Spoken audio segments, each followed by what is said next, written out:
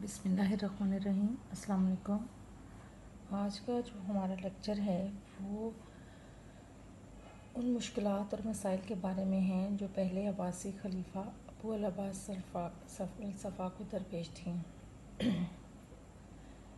यानी जब एक खलीफा हुकूमत संभालता है तो उसको कुछ ऐसी मुश्किलात दरपेश होती हैं जो कि एक नेचुरल सी बात है, लेकिन कुछ मुश्किलात ऐसी होती हैं अगर वो खलीफा जो है बिलफ़र्ज़ खिलाफत जो है वो एक ख़ानदान से दूसरे ख़ानदान की तरफ मुंतकिल हो तो उस वक्त हालात ज़्यादा ख़राब होते हैं, क्योंकि उसको तमाम एडमिनिस्ट्रेशन को देखना होता है। चुनांचे जब भी हम बात करेंगे अबू अल अब्बास सफ़ा की और अबू अल अब्बास सफ़ा की मुश्किलात की, तो पहले थोड़ा सा उसी तरीके से इंट्रोडक्शन अबू अल अब्बास सफ़ा का देंगे, जो कि बारहा मैं आपको मुख्तलिफ़ लेक्चर्स में बता चुकी हूँ। उसी तरीके से जब आप उनके बारे में थोड़ा सा बता देंगे, उनके हालात ज़िंदगी के बारे में, वो कहाँ पैदा हुए, जैसा कि आप जानते हैं हमीमा में पैदा हुए और ये मोहम्मद बिन अली अब्बासी की औलाद में से थे। और अगरचे ये अबू जाफ़र मंसूर से छोटे थे, लेकिन उसके बावजूद ये पहले अब्बासी खलीफा के तौर पे इनको जो है इनका इंतखाब किया गया। खलीफा मुंतखब होने के बाद जो इन्होंने काम किए या जो इनकी हुकूमत जो है वो तकरीबन 749 से लेकर 754 तक जो है ये रही। तो इस दौरान जो जो वाक़यात रूनुमा हुए उनका हम मुख्तसरन जायज़ा लेते हैं। जब बात होती है मसाइल की, तो मसाइल के बारे में बात करते हुए हम उनकी मुश्किलात का जायज़ा लेते हैं। तो जंगों को हमने बहुत ज़्यादा डिटेल में डिस्कस नहीं करना, हमने उसको क्योंकि हम इतने ज़्यादा नाम याद नहीं रख सकते। आपने मुख्तसरन अगर कुछ ऐसी जंगें हैं जो मशहूर जंगें हैं उनका आप उस पर तज़किरा कर सकते हैं, या फिर कुछ ऐसी बगावतें होती हैं जो हर दौर में बहुत ज़्यादा जो है प्रोमिनेंट होती हैं, या हुकूमत की उनके साथ बहुत ज़्यादा टसल चलती है, तो उसको आप उनकी इब्तदाई मुश्किलात में ऐड कर सकते हैं। इसमें सबसे पहले था जो अबू अल अब्बास सफ़ा को मसला दरपेश आया वो अरब कबाइल का आपस में इत्तेहाद था। अब देखें, जिस तरह से अगरचे बनु अब्बास जो हैं वो अरबी थे, लेकिन इसके बावजूद उनको जो सपोर्ट मिली वो खुरासान से मिली, ईरान से मिली। तो बहुत सारे लोग उनके साथ जो थे वो ईरानी कौम या दूसरे लोग जो थे वो भी मिल चुके थे। और जो बनु उमैया की हुकूमत थी वो भी अरबी थी, और लेकिन आपस में तासुबात का शिकार थे। अब उन्होंने क्या किया कि अरबियत के नाम पे जमा होना शुरू कर दिया। जैसे उनके अपने मसाइल थे, छोटे छोटे मसाइल, जैसा कि आप जानते हैं। मसलन उनके मसाइल थे कि मुज़री और यमनी जो थे वो आपस में मुख्तलिफ़ तरह की लड़ाइयों में उलझे रहते थे।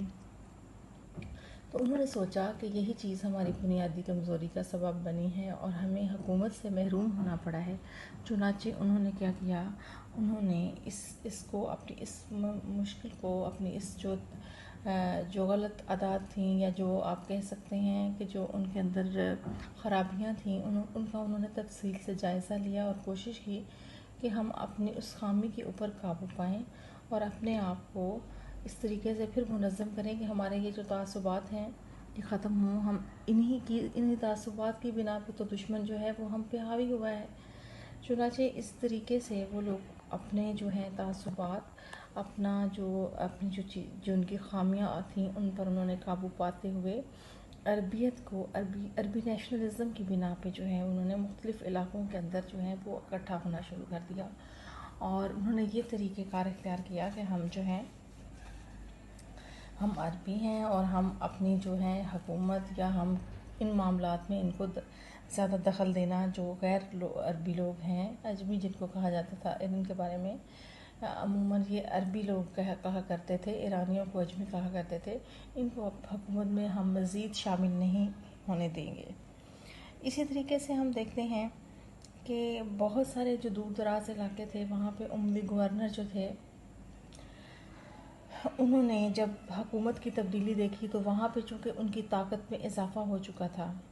اور وہ کافی عرصے سے وہاں پہ جن جن علاقوں میں حکومت کر رہے تھے تو وہاں پہ ان کے قدم جو ہیں وہ جم چکے تھے. جب ان کو پتہ چلا کہ مرکز میں حکومت تبدیل ہو گئی ہے تو انہوں نے اس تبدیلی کو قبول کرنے سے انکار کر دیا اور کسی طریقے سے بھی اپنے آپ کو جو ہے کہا کہ نہیں ہم حکومت کر رہے ہیں, ہم اس کو نہیں چھوڑیں گے. اس طرح کے ہمیں واقعات بہت سارے خلفاء کے دور میں, ایون خلفاء راشدین کے دور میں بھی ملتے ہیں. چنانچہ یہ بھی بہت زیادہ مسائل جو تھے ابو العباس صفا کو درپیش تھے, اور ابو العباس صفا نے ان تمام مسائل کا جائزہ لینا تھا. ابو العباس صفا نے اپنی حکمت عملی طے کرنی تھی, اور اس حکمت عملی کے نتیجے کے طور پہ اس نے پھر آگے مزید جو بھی پیش قدمی تھی وہ کرنی تھی. اسی طرح سے علویوں کا جو رد عمل ہے وہ کافی سویر تھا, کیونکہ علویوں کو جو علوی کہا جاتا ہے حضرت علی کی غیر فاطمی اولاد. جو حضرت علی کی فاطمی اولاد ہے وہ حضرت فاطمہ سے ہے, جسے آپ جانتے ہیں حضرت امام حسن ہیں, امام حسین تھے. اسی طرح سے اگر ہم بات کریں ان کی غیر فاطمی, تو حضرت علی کی شادیاں حضرت فاطمہ کی وفات کے بعد جب مختلف خواتین سے ہوئیں تو ان کی جو اولاد تھی وہ حضرت فاطمہ سے نہیں تھی, تو ان کو عموماً علوی کہا جاتا ہے. تو علویوں کو یا بنی فاطمہ یا بنی ہاشم میں سے تو کوئی ایسا بنی ہاشم کا نہیں آپ کہیں گے, بنی فاطمہ, لیکن نام چونکہ ان سب کا استعمال کیا گیا تھا تو یہ جو بنی ہاشم میں سے تو کوئی ایسا بنی ہاشم کا نہیں آپ کہیں گے, بنی فاطمہ, لیکن نام چونکہ ان سب کا استعمال کیا گیا تھا تو یہ جو علوی تھے, علویوں کا رد عمل شدید تھا. پھر اسی طرح سے امام محمد نفس زکیہ کا ہم تفصیل میں آگے جا کر پڑھیں گے کہ امام محمد نفس زکیہ کے ساتھ انہوں نے کس طرح کا رویہ روا رکھا. اگر ہم ان کی خفیہ جو بیٹھکیں ہوتی تھیں بنو عباس کی, اس کے بارے میں آپ سے بات کی جائے تو ہم جانتے ہیں کہ یہ ان ملاقاتوں کے دوران جب وہ آپس میں جب عہد لیتے تھے کہ ہم جو ہے خلافت بنی ہاشم کو منتقل کریں گے, تو یہ باقاعدہ اعلانات کیے جاتے تھے کہ یہ ہمارے پاس ایک امانتاً ہے, ہم جو اصل میں کوشش کر رہے ہیں وہ بنی ہاشم یا بنی ہم فاطمہ یا بنی جو علوی ہیں ان میں سے ان کے لیے کام کر رہے ہیں, تو یہ جو خلافت ہے وہ ان کو دی جائے گی, ہم تو صرف ایک کام کر رہے ہیں ان کے لیے. تو اب ہم جب آن گراؤنڈ سچویشن دیکھتے ہیں اور جب ہم یہ دیکھتے ہیں کہ جب خلافت ان کو مل جاتی ہے تو پھر ان کا رد عمل کیا ہوتا ہے, تو وہ ٹوٹلی ڈیفرنٹ تھا جو یہ خفیہ ملاقاتوں میں یا جو ان کی آپس میں سیٹنگز ہوتی تھیں اس میں یہ کہا کرتے تھے. اسی طریقے سے عباسیوں کے لیے ایک اور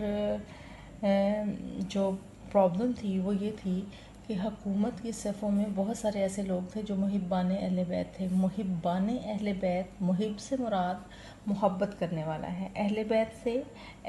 جو حضرت نبی پاک صلی اللہ علیہ وسلم کی جس طرح سے آپ جانتے ہیں کہ نسل جو حضرت امام حسن اور امام حسین سے چلی, تو جو ان کے خاندان کے لوگ تھے ان سے محبت کرتے تھے. محبت کرنے والے اہل بیت, نبی پاک صلی اللہ علیہ وسلم کے نواسوں آگے ان کے خاندان سے جو ہیں محبت کرنے والے. تو کچھ بہت سارے لوگ جیسے ابو مسلم خراسانی کے بارے میں بھی کہا جاتا ہے کہ وہ بہت زیادہ اہل بیت سے محبت کرتا تھا. جیسے ابتدائی طور پہ اس کی پیدائش ہوئی تو جس گھر میں وہ پلا بڑھا وہاں پر اس نے یہی نام سنا اور یہ چیزیں سب اس کے دل میں نقش تھیں. اسی طرح سے ہم دیکھتے ہیں کہ ایک ایسا شخص جس کا نام تھا ابو سلمہ خلال. ابو سلمہ خلال وہ شخص تھا جو کہ بہت زیادہ تعظیم کرتا تھا, بہت زیادہ محبت کرتا تھا, اور اس کے بارے میں ایک چیز بہت مشہور ہے کہ وہ خلافت کو امام جعفر صادق کو دینے کا حامی تھا. ٹھیک ہے, امام جعفر صادق جس طرح سے آپ جانتے ہیں کہ نبی پاک صلی اللہ علیہ وسلم کے وفات کے بعد جو ان کے خاندان کے لوگ تھے, امام جعفر صادق انہی میں سے ہیں. جیسے پہلے امام جو ہیں اہل تشیع میں اگر ہم دیکھیں تو حضرت علی ہیں, حضرت علی کے بعد امام حسن, امام حسین, اور پھر امام زین العابدین جو واقع کربلا میں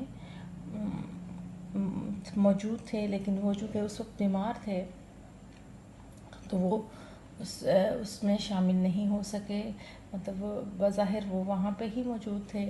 اور اسی طرح سے بچ جانے والوں میں سے بھی حضرت امام زین العابدین، امام سجاد تھے اور جن کا لقب زین العابدین تھا، تو یہیں سے جو لڑی جا رہی تھی۔ امام جعفر صادق بھی آگے چل کر امام ہیں، اور امام جعفر صادق کے بارے میں بھی کہا جاتا ہے کہ وہ بالکل بھی اس طرح کی چیزوں میں ملوث، اپنے آپ کو اس طرح کی چیزوں میں حکومت کا دعویٰ وہ کبھی بھی نہیں کرتے تھے، نہ ہی ان کے اندر کوئی ایسی خواہش تھی۔ لیکن چونکہ ابو سلمہ خلال جو تھا وہ اہل بیت سے محبت کرنے والا تھا، تو اس کا دل تھا کہ کسی طریقے سے امام جعفر صادق کو جو ہے کہا جائے کہ اب چونکہ ہم نے یہاں پہ حکومت حاصل کر لی ہے تو ہم امام جعفر صادق کو کہیں کہ وہ یہاں پہ حکومت کریں، لیکن امام نے اس سے انکار کیا۔ تو جو بنو عباس کو مسائل درپیش تھے، اس میں محبان اہل بیت کا مسئلہ بھی تھا کہ حکومت کی اپنے ہی وہ لوگ جو کہ ان کی حکومت کو آگے مزید چلا رہے تھے، یا جنہوں نے بنو عباس کے لیے کامیابیاں حاصل کی تھیں، ان میں سے بہت سارے لوگ ایسے تھے جو اہل بیت کے حامی تھے۔ اسی طرح سے ایرانیوں کی قوم پرستانہ جذبات کی اگر ہم بات کریں، ایرانیوں کے بارے میں کہا جاتا ہے کہ وہ ایک ایسی قوم ہے، جیسے مختلف دنیا کی کچھ قومیں ہیں جن کے بارے میں یہ مشہور ہے کہ وہ اپنی قوم کو سب سے زیادہ سپیریئر سمجھتی ہیں، اسی طرح سے اور ایرانیوں کے بارے میں بھی یہ تاثر پایا جاتا ہے۔ اسی طرح سے ایک تاثر یہ جو ہے، جیسے آج کل آپ جرمنی کے بارے میں سنتے ہیں کہ جرمنی کے بارے میں بھی یہ کہا جاتا ہے، اگرچہ نسلی تعصبات ہر جگہ پہ پائے جاتے ہیں، لیکن ہر بندہ اس طرح سے نہیں کرتا۔ جس طرح سے آپ نے لیٹسٹ یہ دیکھا ہوگا کہ جو ابھی جو جارج فلائیڈ تھا، امریکہ کے اندر ایک ایسا شخص جو مطلب اس کو کیا کہیں گے، ان کی جو نسل تھی، مطلب یہ بلیک امریکن تھے، اور ان کو جو ہے ایک پولیس والے نے کس طریقے سے اس کی گردن کے اوپر اپنا جو ہے وہ رکھ کر اس کو جو ہے اس کو مطلب اس کی سانس بند ہو گئی اور وہ جو ہے وہ مر گیا۔ تو اس کی اس مرنے پہ بہت زیادہ فسادات جو ہیں وہ وہاں پہ اٹھ کھڑے ہوئے ہیں، اور فسادات جو ہیں شروع ہو گئے مختلف علاقوں میں، اور ایون بہت سارے لوگ جو ہیں وہ اس کی مخالفت کرتے ہیں، اس نسلی تعصب کی۔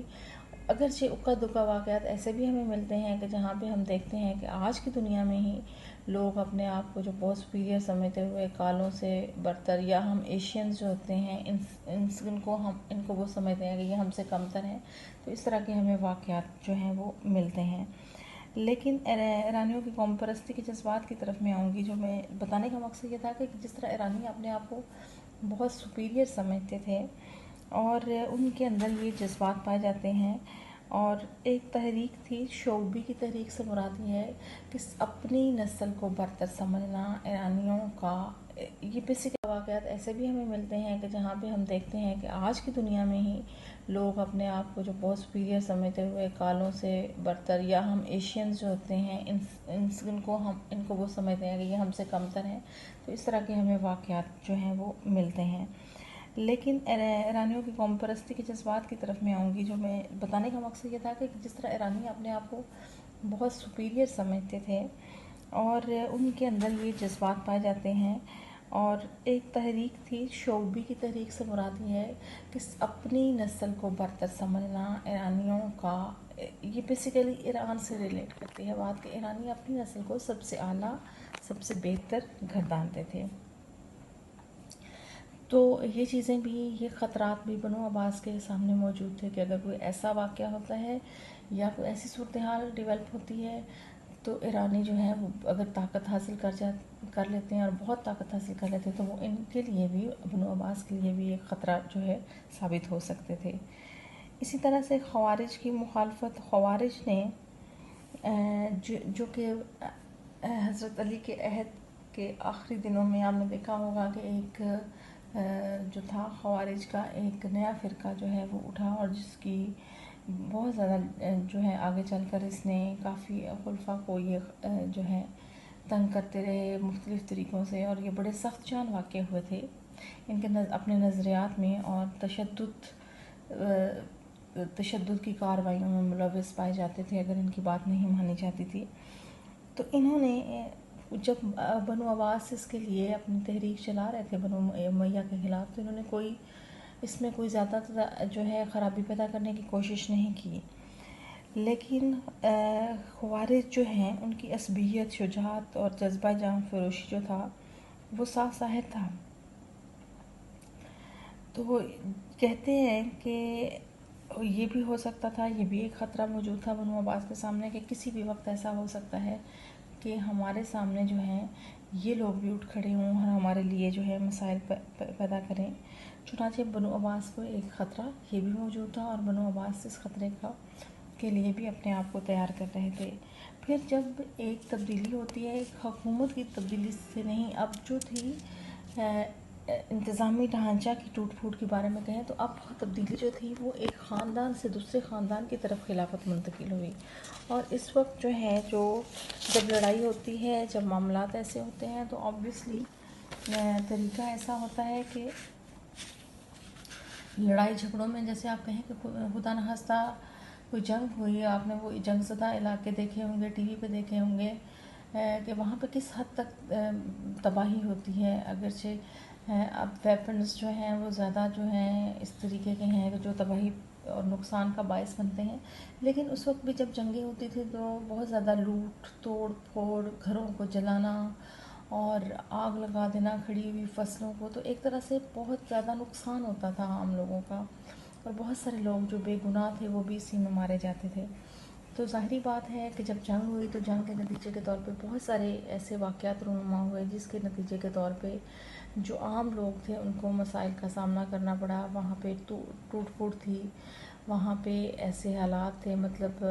کہ لوگوں کا سروائیول مشکل ہو جاتا ہے جب فصلیں ان کی جلا دی جاتی ہیں جن کے اوپر ان کا انحصار ہوتا ہے، اور بالکل زراعت یا اس طرح کی چیزیں جو تھیں انہی کے اوپر اکثر اس وقت جو ہے، بے شک اگر ان کی چھوٹی موٹی جو ہے تجارت یا اس طرح کے تھے تو ان کی جو جمع پونجی تھی وہ بھی لوٹ لی جاتی تھی. تو یہ ایک بہت بڑی تبدیلی تھی، ایک حکومت کا تبدیل ہونا، ایک خاندان سے جن کے پاس 90 سال تک حکومت رہی، اس خاندان سے حکومت دوسرے خاندان کو منتقل ہونا. تو یہ تمام مسائل بھی جو ہے وہ بنو عباس کو درپیش تھے اور ان کا حل بھی انہوں نے ڈھونڈنا تھا. اسی طرح سے بد امنی اور لا قانونیت ہوتی ہے جب ایسے واقعات ہوتے ہیں. اگر ہم آج کی تاریخ میں دیکھیں، اگر آپ نے دیکھا ہوگا کہ کچھ عرصہ پہلے لندن کے اندر کچھ فسادات رونما ہوئے اور وہاں پہ توڑ پھوڑ شروع ہو گئی. بعد میں جب ان کی فوٹیجز حاصل کی گئی تو لوگوں نے جو توڑ پھوڑ کی تو ان میں سے بہت سارے ایسے لوگ تھے جو ایسے گھرانوں سے تعلق رکھتے تھے کہ ان کو اس چیز کی کمی نہیں تھی، لیکن اس کے باوجود وہ اس میں ملوث پائے گئے. تو انسان جو ہے وہ کافی کمزور واقع ہوا ہے، اور اس طرح کے واقعات میں ہم اکثر دیکھتے ہیں کہ جب توڑ پھوڑ ہوتی ہے، بد امنی ہوتی ہے، تو اس بہتی گنگا میں جس کا دل چاہتا ہے وہ ہاتھ دھونے کی کوشش کرتا ہے. تو بد امنی اور لاقانونیت کے ان دنوں کے اندر بھی ایسا ہی تھا کہ جو طاقتور ہوتا تھا وہ کمزور پہ قبضہ، اس کی جو ہیں اس کے پاس جو اس کی بیلانگنگس ہوتی تھی ان پہ قبضہ کر لیتا تھا. بغاوتیں اور شورشیں ان دنوں میں عام ہوتی تھیں. چنانچہ عباسی خلیفہ کے لیے یہ چیز سب سے پہلے لازمی تھی کہ وہ سب سے پہلے امن و امان بحال کرے. اگر وہ امن و امان بحال کرتے تو پھر وہ مزید آگے اپنے حکومت کی حکمت عملی کو تبدیل کرتے کہ اب ہم نے کیا کرنا ہے، نیکسٹ ہمارے سامنے کیا کیا کام ہیں. تو یہ چیزیں ساری اس میں موجود تھیں. اسی طرح سے ہم دیکھتے ہیں کہ اس چیز کو بھی انہوں نے جو ہے اپنے ملک کی حفاظت اور اپنے ملک کے تمام جو حکومت کی تشکیل نو جو ہے وہ ان کے ذمے تھی. ٹھیک ہے، اس میں ایک جو تھا ان کا ابو العباس صفا کو ایک حکمت عملی کے طور پہ انہوں نے ابو العباس صفا نے ابو سلمہ خلال کو اپنا وزیر مقرر کیا، اور ان کے بارے میں کہا جاتا ہے کہ وزیر آل محمد ان کو کہا جاتا تھا. جو اہل بیت سے ان کی محبت تھی اسی بنا پہ ابو سلمہ خلال کو، اور ابو سلمہ خلال کو انہوں نے اپنا وزیر مقرر کر کے کسی حد تک جو ہے اس مخالفت کو دبانے کی کوشش کی اور ان کو حکومت میں اہم عہدہ دیا. اور وزارت اب بھی ہم دیکھتے ہیں کہ بنو امیہ میں ہمیں ایسا کوئی عہدہ نہیں ملتا.